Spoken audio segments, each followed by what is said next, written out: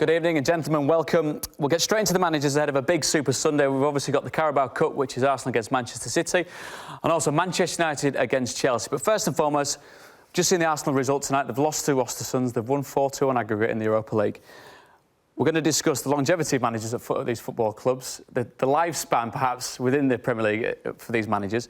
Matthew, for you, Arsene Wenger, the performance that we've seen tonight, the reaction of the players, is it again a reflection on the manager being at a place for just a little bit too long? Well, I mean, first of all, I'd say that the focus on managers, which is understandable, I sometimes think is exaggerated. The most important people in football are the players. About 85% of the variation in results is just explained by how much you can afford on wages. The best teams are populated by the best players, and that's why they win. Having said all of that, I think managers can make a difference on the margins. We don't see a lot of what they do. You know, we see the way they set their teams up, but what they say in the dressing room, what they're doing on the training pitch, how they construct youth football, that's actually behind closed doors. And we don't really ever penetrate through to the reality of what managers are like as journalists. That's why it's interesting hearing from players about their perception of different ones. But on the question of Wenger's longevity, it can be a strength if and only if that manager is prepared to adapt. Football evolves, society evolves, technology evolves. We've seen tactics evolve with Guardiola. My sense of Wenger is he came in, he was a great innovator. He introduced nutrition, very good on sports science. But when you go to Arsenal, as I've been a few times, there is a real sense that it has been in exactly the same terrain. The blinkers have come down. And when Wenger is challenged at Arsenal internally, He's a god. He absolutely runs that club. Well, you've used the word dictate, haven't you, to liken it to the position that he's worked himself into on the back of the success that he's found, first and foremost, in that opening sequence of years at Arsenal, to a point of supreme power almost. Yeah, and that happens beyond football. I mean, it happened to Margaret Thatcher as Prime Minister. When she was there a long time, she stopped taking advice, stopped listening. Kodak, the company, was an innovator, started print photography, but it wasn't prepared to move to digital, and it died. And that is what I feel. Arsenal's a great football club. It's got great fans who have been, on the whole, loyal to Wenger. I hate to say it, because I'm a big admirer of what he's achieved. I think he's a great person. But my sense today is that he's holding Arsenal back. Well, they're through tonight, obviously. Fellas, Matthew says about from a playing perspective, is that evolution as a manager, can you see it in a manager? Should you be able to see it in a manager? No, I think everything that Matthew's saying is really valid. I think that a manager sets a culture for a football club, and if you look at managers with longevity, I think Sir Alex Ferguson was a fantastic example of someone successful in such a long period of time. But what's the difference between him and Wenger then? If you look at Ferguson's reign at Manchester United, he kept changing the team. He had foresight in taking older players out of the team and bringing through, say, the class of '92, and then having foresight again to recycle the team and bringing the likes of Ronaldo and Nani and Rooney. So he was constantly adapting the way that he managed, and also what he did at that time through his career at Manchester United. He changed the coaching staff, so there were different voices on the training pitch that would, when new coaches come in, as a player, you go stale. You hear the same voices, and all of a sudden you have a different challenge. You have to impress somebody else. And I think that's a really important thing that Sir Alex Ferguson did, and what made him so successful. I think there's a similarity in terms of, obviously, longevity is obvious, but also the fact that they both controlled everything. The difference is with Sir Alex Ferguson, I think, was that he also had real characters in there all the time. He had players that continuously, I think, asked questions of their teammates and even the manager, and pushed the manager along to change, to become a better manager himself, to adapt to the newer generation of players. And I think with Arsene Wenger, he seems to always bring in a similar type of personality to the club. The weird thing about Ferguson is, you know, he came through Govan, you know, real close, densely knit community in Scotland. And he's an old trade unionist. And a lot of people thought he was set in his ways. But you talk to any of the players who played under him, he embraced sports science, he embraced medicine, he introduced compression socks, he got in specialists to try and improve the peripheral vision of players. When you read that book that he co-authored with Michael Moritz, a great venture capitalist, called Leading, you see this capacity to innovate in terms of the playing staff, assistant managers who brought in very fresh ideas, but also, I mean, even tactically after that defeat to Barcelona, I think it was in '94, you know, he put an extra man in midfield, split the strikers. A remarkable thing when you think that he ran that club as a dictator, he was still prepared to say, you know what, I could do things differently, I could do things better.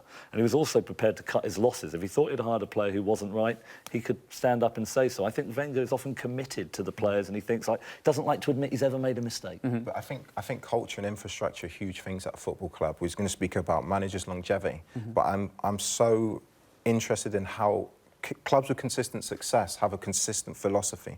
And yes, Ferguson adapted his teams, but there were constants through his reign. The likes of Ryan Giggs staying until he was 40 years old, the likes of Paul Scholes, and I think characters in dressing rooms they're almost like the sergeant majors of the manager. They are holding the club. They police the dressing room. So you speak to Ronaldo about when he first went into the club and he was taking too many touches and going down too easily. And the likes of Roy Keane, Ryan Giggs got hold of him, and you see the player that he is now. But that's a cultural thing and things that are expected within the dressing room. And I think he had control, didn't he? He had a lot of control over those players as well. And I think the minute he lost that control, he got rid of them. Yap Stamp, David Beckham. There were players along the point where he was unfair to Beckham, though. He was, of course he was. But I mean, I think he just felt that, you know what, I'm the manager. I'm the guy that runs this, you know, or was the captain of this ship, and I'm going to make sure that it keeps going in the direction that I want it, and not let someone else. Mark, in that, is there a sweet spot for? We talk about the length of time that Arsene Wenger's been there, and we talked about Sir Alex Ferguson, but someone who you've had experience of in José Mourinho, you've spoken about the intensity at which he works at, which means that. Does he burn out in a club, or do the players burn out, therefore the manager then moves on? It's probably a combination of both of them at times. And I think with José Mourinho, at times he's actually... it's his own success that costs him because there's that constant demand, there's that expectation year after year, wherever he goes, he's going to win trophies, he's going to bring instant success. So the level of demands that he puts on players and his staff are huge.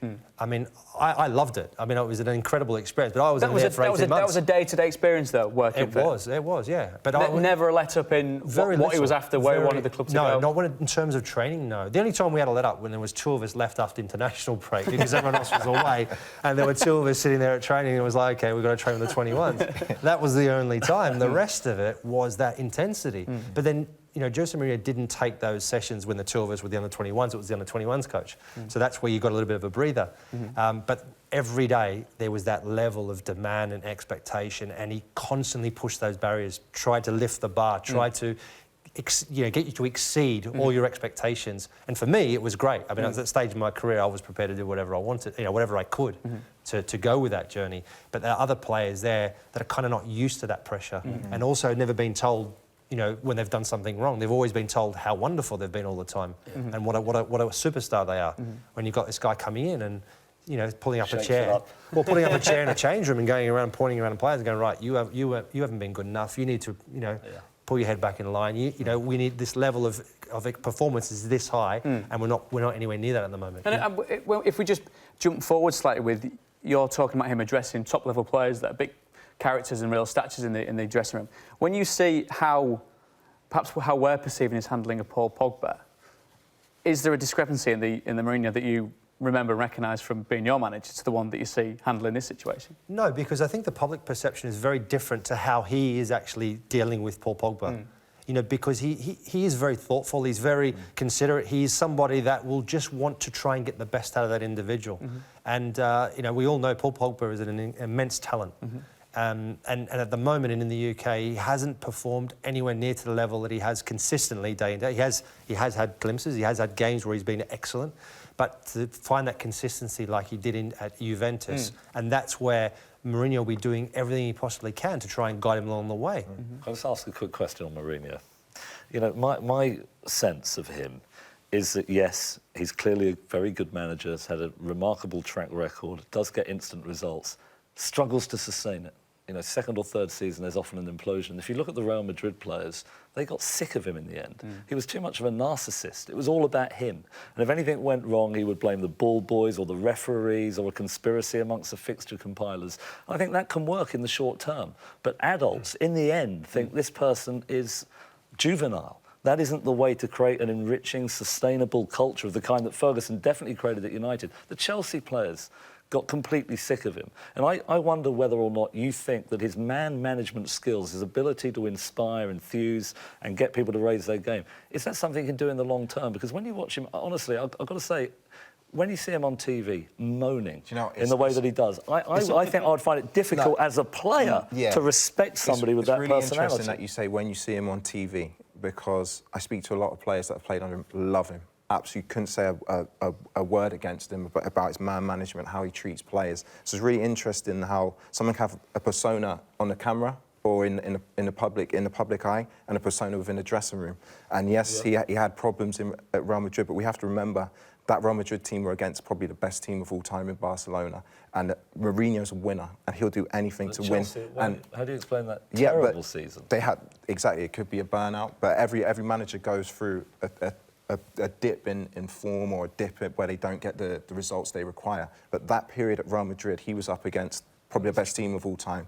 And the way that he is, he's a winner, and he'll try and find any way possible to get the better of him. And one season he did that. One season he actually won the league against, for me, that Guardiola Barcelona team is probably the best team of all time. So then, should we then move the goalpost when we talk about longevity and you talk about the intensity, Mark, of a manager's parachuting in, winning as much as they can and getting the hell out of there before they either burn themselves out or burn the players out? I mean, I suppose there is that way of looking at it, but I think that with José Mourinho, reverting back to him, is that because his demand on players is so high, when players reach that success, all of a sudden they want a bit of a breather. They think, well, we've done it. OK, we can take our foot off the pedal Almost climbing the mountain and admiring the view. That's right. But as we all know in sport, in all sport, you're only as good as your last game, and very, very few times you actually get an opportunity to enjoy the moment. Or if you do enjoy the moment, it's a split second almost in the grand scheme of things. Because generally you've got a game coming up again in a couple of days' time or in a week's time, and the full focus is back on that. You have maybe one night, if you're lucky, to celebrate a win. In a normal day-to-day, week-to-week game, you don't even have that. You have an evening. So there's that constant, looking forward, how do we get better? How do we contest winning the Champions League? How do we get to the next level every time? And some players can't handle that. And I think, Real Madrid is an interesting example because there are a group of players in there that are so powerful. They're more powerful than the manager at times. Yeah. And that was probably his biggest problem there. Yeah, I think that is an issue. When the players know that a manager is temporary and only a few bad results can lead to them getting the guillotine, that gives them a huge amount of power. They can rebel. They know that person's temporary. I also think the other problem with a quick turnover of managers, not just in terms of the power dynamics, here's another thing about Ferguson. When it came to the youth team at Manchester United, he got to know Giggs' mother. He got to know Nicky Butt's father. He got to know Ted and Sandra Beckham. He was absolutely adamant that Eric Harrison, the youth team manager at the Cliff, got the best young players because he thought he was going to be at United in 10 years' time and would be the beneficiary of a great generation of players coming through that system. Today, you go to any Premier League football club, the whole focus, the emphasis, the bandwidth is about the medical function, about keeping the players fit, certainly at Arsene and some of the other top teams, because they know that if they get two bad results, that's the end of the game. So in terms of long-term planning, the kind of pathways that are so important to create the next generation of great players, the Premier League's focus isn't on that because of the short term. If we look at perhaps the Carabao Cup with regard to Manchester City and the way Pep Guardiola's leading this incarnation for however long it is with Manchester City, is that what we're seeing in a sense? Because you talk about the youth team, it was well publicised a few weeks back where they couldn't fill the bench with senior players, could they? And there would have been other options to be able to sort that. There. But when we're looking at perhaps the love affair that the English media is having with Pep Guardiola this season, have we seen shades of in the past week where not necessarily the halo slipped a little, but his reaction to, say, the Wigan defeat? Oh, I definitely think the halo has slipped, and I think he's benefited from a kind of a halo effect in that because they play beautiful football. I think a lot of the footballing public like to forgive some of those indiscretions in a way that they perhaps wouldn't Mourinho. Oh, they wouldn't. They'd be strong, just for kicking a bottle down, and they said he endangered people around him. Absolutely ridiculous. But on the long-term thing with Guardiola, I would love to see it, but I think that there is a chronic short-termism, and I think fans have to be honest that they're part of the problem. 2 or 3 bad results, the manager doesn't know what he's doing, and it's almost always a he. They won't give the manager time. That puts the owners under pressure. The fans are driving the chronic short-termism in football as much as anybody else. There are also the bottom line as well.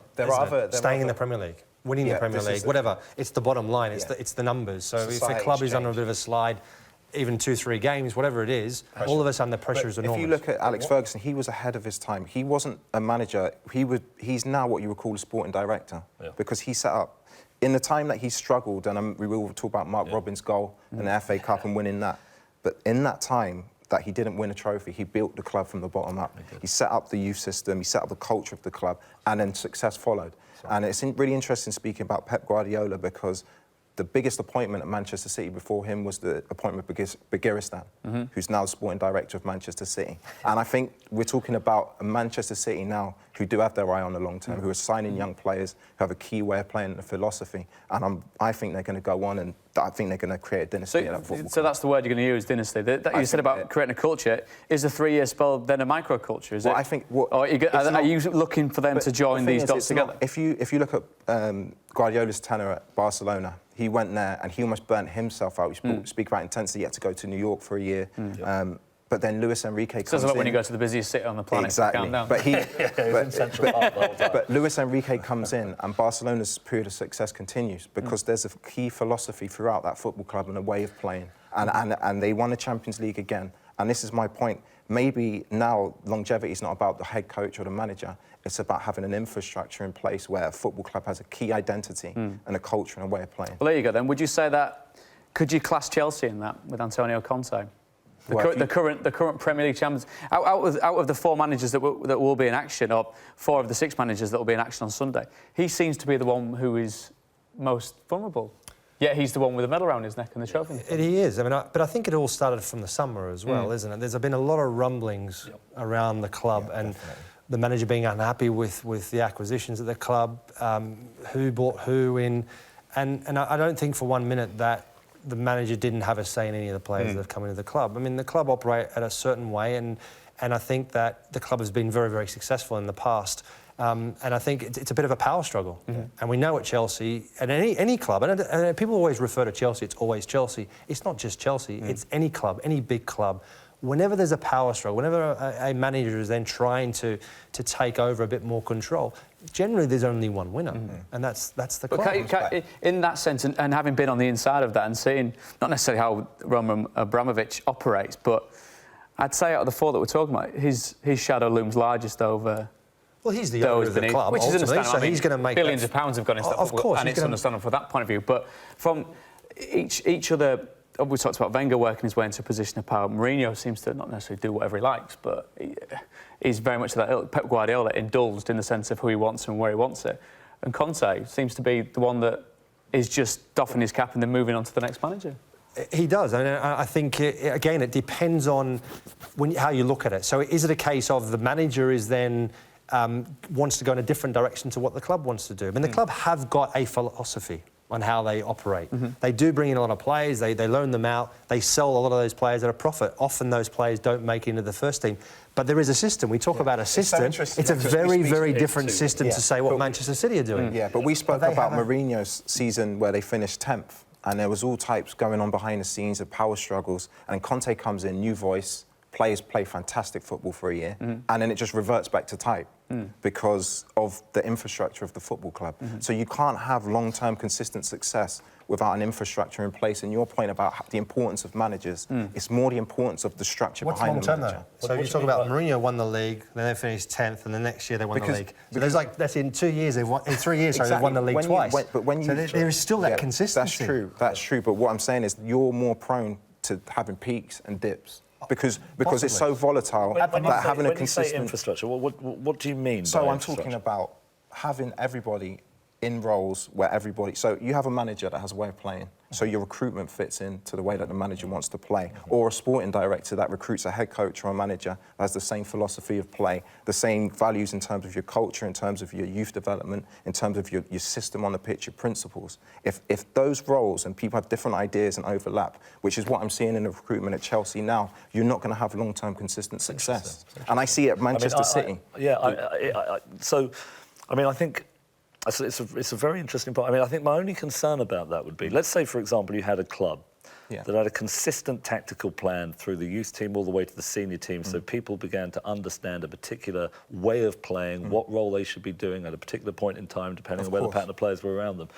The only thing that would worry me about that, and it sounds very intuitive, is what about tactical adaptability? For me, the absolute key in sport is the ability to change in the context of what the opponents are doing. And if that's disrupt, if they set up having, to make having footballing principles doesn't affect your ability to tweak. You talk about Guardiola's footballing principles. Bayern Munich played 6, 7 different systems. In football, you can have footballing principles, but you can tweak systems within a broader scope of development of players and a way of playing. It's not a system. Who are the clubs that have that? There's Barcelona, there's Ajax. Bayern Munich, you could argue, maybe has that. Manchester City has it now.